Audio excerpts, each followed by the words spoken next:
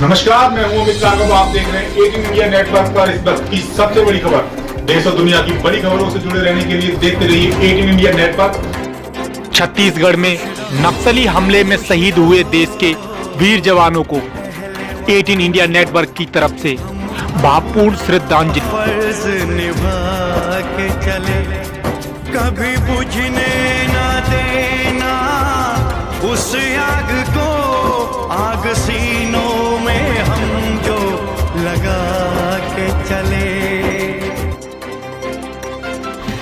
बता दें कि छत्तीसगढ़ के बीजापुर में कई वर्षों बाद इतना बड़ा हमला हुआ है।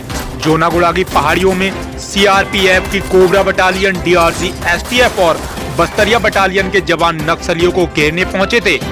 पहाड़ियों के किस हिस्से में नक्सली छिपे हो सकते हैं या वह पॉइंट जहां घात लगाकर हमला हो सकता है, इसकी खुफिया जानकारी में ऐसी सटीक सूचना का अभाव था। इसके उलट नक्सलियों को ऑपरेशन की जानकारी थी। बता दें कि केंद्रीय सुरक्षा बल के एक अधिकारी जो तर्रेम ऑपरेशन से जुड़े थे, उन्होंने बताया कि यह संयुक्त ऑपरेशन था। सब कुछ तय रणनीति के तहत हो रहा था। सुरक्षा बलों की टीमें अलग अलग दिशाओं में निकली हुई थीं। जिस टीम पर हमला हुआ है उसमें लगभग 400 जवान थे। नक्सलियों की संख्या लगभग 800 से अधिक बताई जा रही थी। नक्सल हमले के बारे में जो खुफिया सूचना साझा की गई उसमें एरिया का जिक्र था। पॉइंट को लेकर कोई इनपुट नहीं था।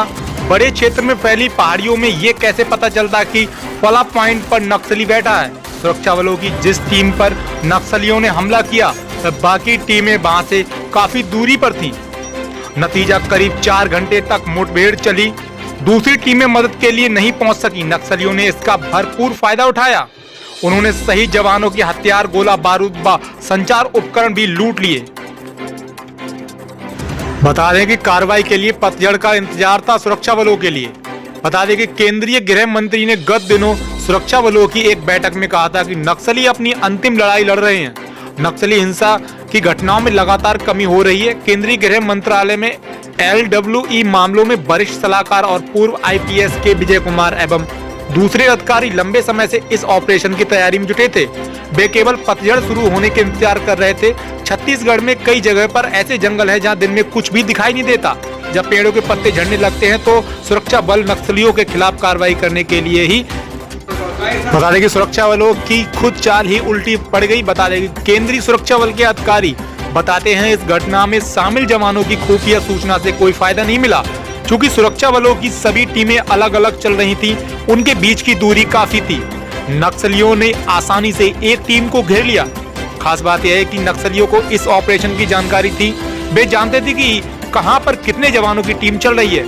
उन्हें यह भी मालूम था कि सुरक्षा बलों की टीमों के बीच कितना अंतराल है, यानी एक टीम पर हमला हो तो दूसरी टीम को पहुंचने में वहां कितना टाइम लगेगा।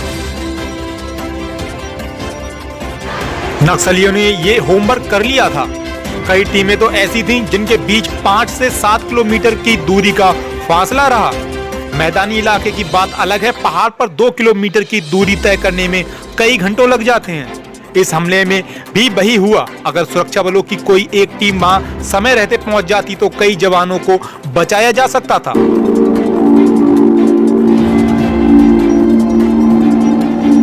इस पूरे हमले में जवानों के शवों के पास पड़े हथियार, गोला बारूद और संचार उपकरण नक्सलियों के हाथ नहीं लगते। क्योंकि हमले के बाद दूसरी टीम उस पॉइंट तक नहीं पहुंच सकी, इसलिए नक्सलियों ने सुरक्षा बलों के हथियार, जिनमें AK-47 जैसी स्वचालित राइफल शामिल हैं, उन्हें लूट ले गए। जिस जगह पर जवानों के शव बरामद हुए थे वहां उनके शरीर के अलावा कुछ भी नहीं बचा था। बता दें कि छत्तीसगढ़ में नक्सलियों के बीच हुई फायरिंग में कई जवान हुए शहीद। खुश रहो पहले वतन, हम अपना फर्ज निभा के चले, कभी बुझने ना